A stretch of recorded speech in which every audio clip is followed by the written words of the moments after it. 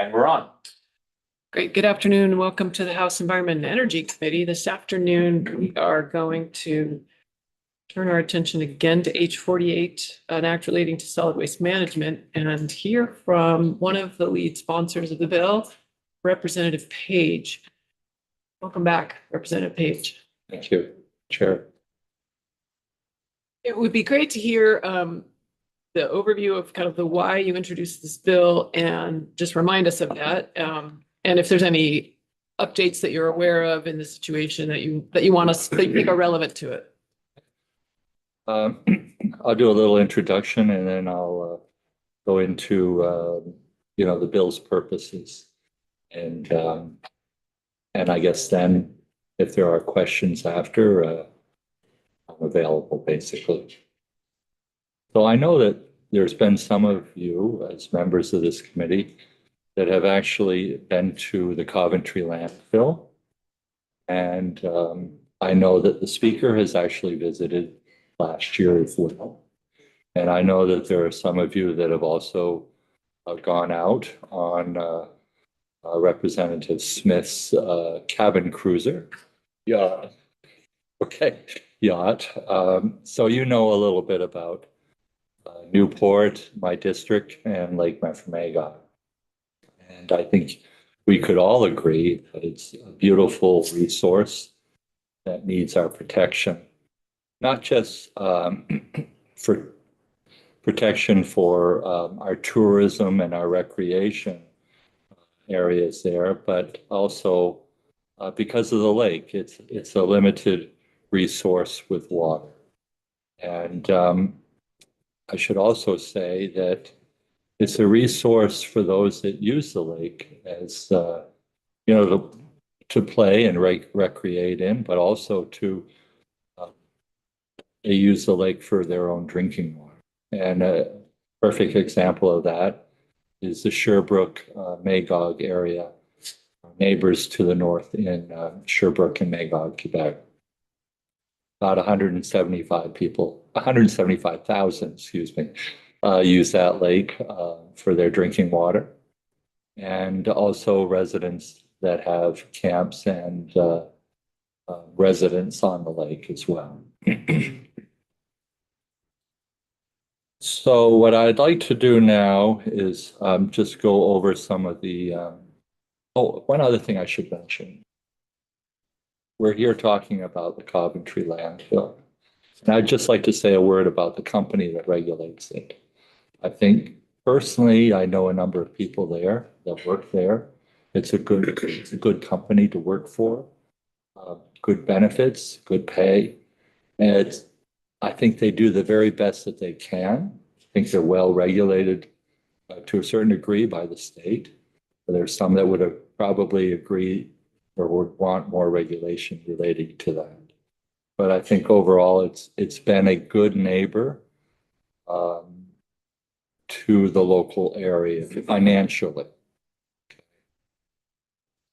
So H48, the subject matter is Conservation and Development, Solid Waste Landfill Siting Advisory Council, Taxation, Landfill Disposal. And I'll just go over some of the main purposes of this bill. First one is to establish a commission to identify a new site. We need to start looking at where our next landfill is going to be. Are we actually going to have another landfill in Vermont? Or are we perhaps going to export our trash out of the state? I'm not certain when the landfill is scheduled to shut down. Its property has been expanded a couple of years ago, and with that expansion, the shutdown timeframe has also moved forward. Might be 20 years. I think 25. I think. The expansion was, I think, a 20-year permit, but I don't know when it starts. Yeah. So we need to start work now. Or 20-year capacity, I should say, not. We need to start work now and start preparation for the eventual closure of the Coventry landfill. The second purpose is to establish a council to assist in long-term plans for solid waste issues in Vermont. So what do we do when it closes? Much like the first purpose, trying to find a new site, but what are we going to do when it closes with our solid waste issues? Sludge from our wastewater treatment plants, water supplies and treatments, as well as looking at financing such as this council. Also looking at technical assistance. So that's the second purpose. The third purpose is to ban leachate, septage, sludge that lacks certification from the Secretary of Natural Resources or approval from the Secretary for disposal at a landfill. As many of you know, we cannot ban waste coming into Vermont. Constitutionally, it's against the law because of a commerce clause that was decided a long, long time ago. This purpose here proposes to ban from a landfill solid waste, as I said, leachate, septage, or sludge that is is generated in a municipality that does not have an approved plan or that is generated by a facility that lacks a certification from the Secretary of Natural Resources. So again, we can't stop constitutionally garbage coming into Vermont, but this may be a way to slow down the waste stream coming into Vermont if these areas that are generating the waste don't have a plan that's been approved by our own Secretary of Natural Resources. The fourth purpose is to establish a landfill closure and planning account to close the landfill, to plan for potential new landfills, or to remediate and rehabilitate contamination by landfills within our state. And the proposal also is to tax on hazardous waste. That would perhaps pay for this closure planning act. And in summation, you know, Lake Memphremagog, it's a water resource. It's a very important resource. It's limited. There is a potential of it being endangered by pollution, overuse, the environmental issues, climate, as well as climate change. It's the only one in the state, as you well know. And unfortunately, the Coventry landfill is basically sharing with my district, Newport, and others, Derby, Coventry, Newport Center. It's sharing the gift that keeps on giving, which is garbage. And I have a little story to tell. I have a friend who used to be able to look out her window, out of her kitchen window out. And if you know a little bit about the Willoughby Gap, you have Lake Willoughby and the two mountains that surround it. It's basically the Lake Lucerne of Vermont. And she used to be able to look out her window and see the Willoughby Gap. Well, today, she just barely sees the Willoughby Gap. What she sees is Mount Casella, which is a shame. And we all see it. We see it from Newport, and you at times can smell it. And it's not just Newport. You can see it from Derby and other places as well around the area. So this bill attempts to protect the health, safety, the economy of our citizens in the area, and ultimately our environment. So thank you for the opportunity to speak with you. If you have any questions, I'd be happy to listen to them. Yep, thank you for coming in on short notice. I have a question. The bill has sort of grown over, I mean, I think there was a previous version that was really just about citing.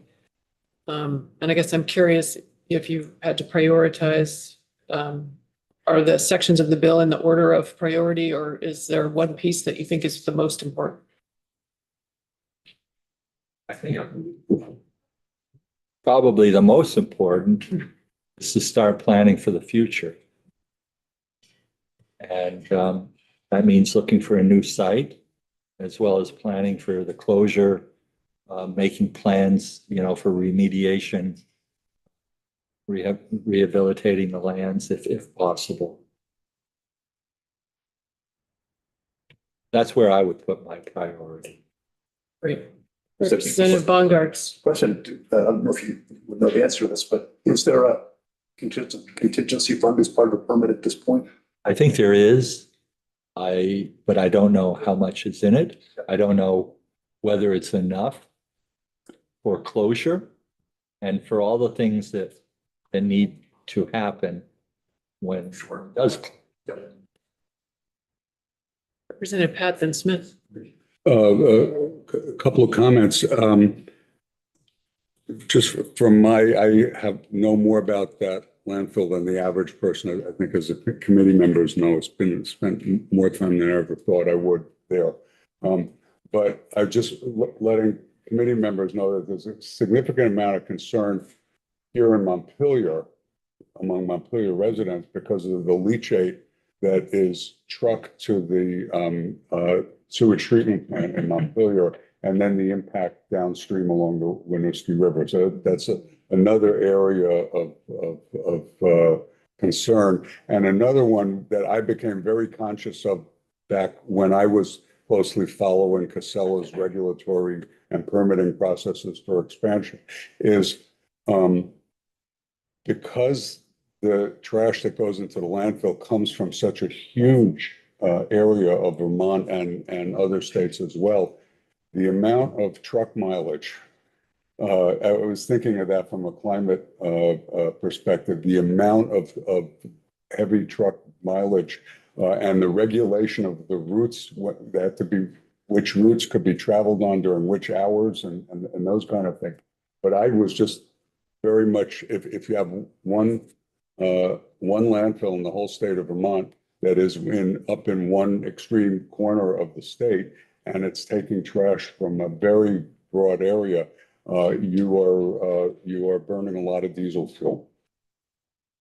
If I may, I'll just say, as far as the leachate goes, for some time, up until recently, maybe a couple of years ago, Newport was treating the leachate and then putting it into Lake Memphremagog, which would flow into Lake Memphremagog. A number of folks from the organization called DUMP, Don't Undermine Our... For Magog's purity. Yes. They basically, I don't want to use fun, but they raised a stink about that and put a stop to it. It was financially beneficial for the city of Newport. I can't remember how much monies they received for treating that. But now it comes here to Montpelier, and as you know, eventually is released into the Winooski, and then, well, you know where it ends up. As far as the trucks go, it produces, we're concerned about carbon production. There's a number of trucks that come and go from that facility every single day. So Representative Smith. it's an issue. Thank you. Thank Representative Page. The fact of the truck traffic, you can almost depend on either going down or coming back or both with getting behind the trailer. And before they get off or out of the path, there's not a lot of passing spots between here and Derby. There can be, we've seen 20 cars behind this truck that won't pull over, going 30 miles an hour up a hill. And I'm a co-sponsor of this bill. And I agree with Representative Page that probably the most important thing is to start and insist that a search start and put some timeframes and mandates. And I do think that Casella does a great job with what they've got there. You know, but we've seen it all. It certainly appears that they run a very reliable and a well-inspected facility. So I'm not talking ill of Casella and the Waste Management District up there, but we do need to make sure that they're gonna look for another spot. I will also say, you know, talking about Casella, they have recently invested a great deal of funding into, well, and I think also the state provided some of that funding for PFOS and PFOS and PFOS and PFOS, yeah. Fast and FOSS. Yes, in trying to eliminate those items from, well, leaching into the various rivers. There's 5 rivers that surround the landfill. So that's an issue that they're dealing with, or trying to. Whether or not they'll be able to eliminate all those items is another story. Some of them they will. I believe there's literally hundreds of those chemicals that haven't even been addressed yet. Right. Representative Torrey. Thank you. Representative Page. I was just curious when you mentioned financial benefits, what are the municipal benefits? Do they get tipping fees, like When I mentioned financial benefits, I meant economic development? economically speaking regarding the workforce there. They're paid well, Mhm. good retirement benefits, and I think they're treated well as well. Financially, I don't know whether they're paying enough or whether they're paying too much or too little for those fees for the positive thing. Representative Pat. They're a significant contributor in terms of property taxes as well, Yeah, well, very significant. again, just ask Coventry. Yes, Is situated. for that town. Yes. All right, thank you for coming in. Want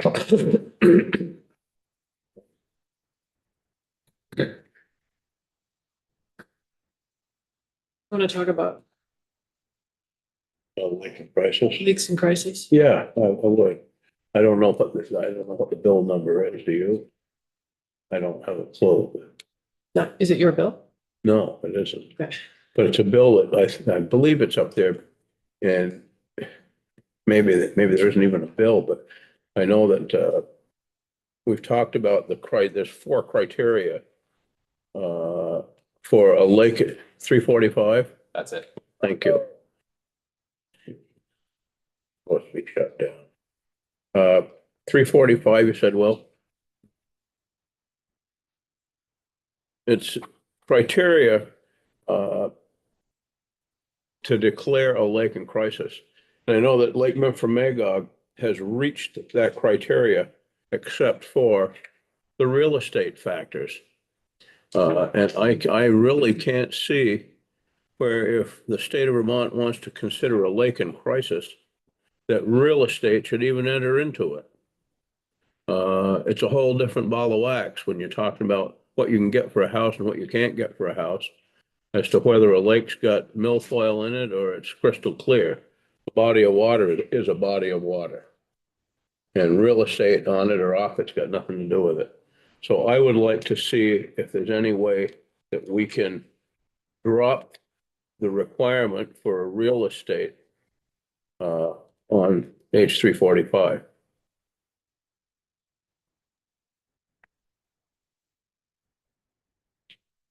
Okay. Any other thoughts on lakes? Sorry.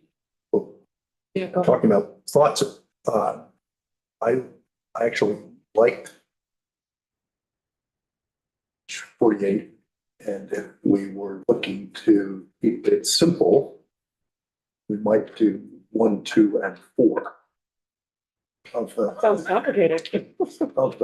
and leave out, not because I don't think it's a good idea, but the whole banning of leachate and sludge and that sounds complicated. Another, But the notion, or it sounds contentious. But the notion of starting a siting and a commission to look at the entirety of the issue, because really siting is something we are going to have to face up to, but more importantly, if we do this right, it's waste reduction. And if that's part of two in particular, the part about establishing a commission, this is not just establishing a commission just to have a sense to look at the entirety of the solid waste issue and what we're going to do about it. It's about planning, because right now we don't have a plan. And so, you know, not because I have anything in the world against the third element of banning leachate, sludge and all that, because I don't, but we could. I'm just, if we're having a moment to just do some thinking out loud here. I would be inclined to move this thing. I've got some testimony and more testimony. And I'm also, you know, without having read it or thought about it beyond what you just said, I agree with you that real estate values are relevant. It should be completely It's irrelevant. the lake in crisis. Yeah. So anyway, Thank you. Pat and then Clifford. Just a reflection as I think about all of this. If one question or alternative that would need to be looked at is where do we put the next landfill? What community can we imagine the response if you live in a community and you've been told, you know, your town has the ideal site for the next landfill, or maybe two smaller landfills or whatever. But there's a very difficult until we have a way to eliminate the need for landfills, which we're not there yet. I'll just say that citing a landfill will be a huge issue. Representative Clifford then Stebbins. Thank you, Madam Chair. I just wanted to share with us, I sent it to the chair as well. This email I received is from the Director of Environmental Compliance, Kim Crosby at Casella. And she's put a big committee aware that the landfill cannot accept waste from a municipality that does not have an approved solid waste implementation plan. That law already exists, and they do not dispose of leachate or septage in the landfill. They can, however, take in contaminated soils from out of state according to the solid waste management rules, which were approved by the state. Just FYI. Representative Stebbins. I do think, I thought it was interesting that you added in number 4, Representative Baumgart's, because number 4 seems, you know, establish a landfill plant closure account and tax hazardous waste. Like but I don't have a problem with that. you said 1, 2, and I know. 4, and then, so, I mean, as much as we all guffaw about summer working groups and commissions, the reality is, this is, you know, Representative Page is right. We should be planning for this. And, you know, I personally don't know this subject matter inside and outside, and there are others that do. And there are other states that have done this to figure out where to from here. So I'd be interested in what that looks like. Particularly, I don't have a sense of when Coventry is supposed to. Did we talk It's about last about 20 more years, I think. 20 more years. Recent expansion. Okay. They had a cell, another cell for 25 years or something. I don't know. I thought that's what it was But explained to us. Representative Pat's point, if we reduce the amount of material going in, then it'll last longer. Yep. Yeah, so there was a study done and the sites were identified, and so it's possible that we could build off of that somehow. Representative Smith. If we don't start right now, we all know that if they start planning for another site in 10 years, when they've got 10 years left, that's not enough time to find a site for an alternative site for a dump or landfill.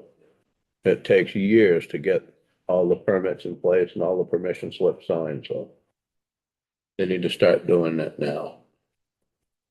Great. I'm sorry, I don't know you. Are you here on this issue? Or are you just visiting? Okay, great. All right, members, thanks. That was a good discussion. We will take a break. We have Ellen coming in at 2 to continue the rest. GovOps is running a little bit late, so she might be just a few minutes late. All right, well, check back in at 2.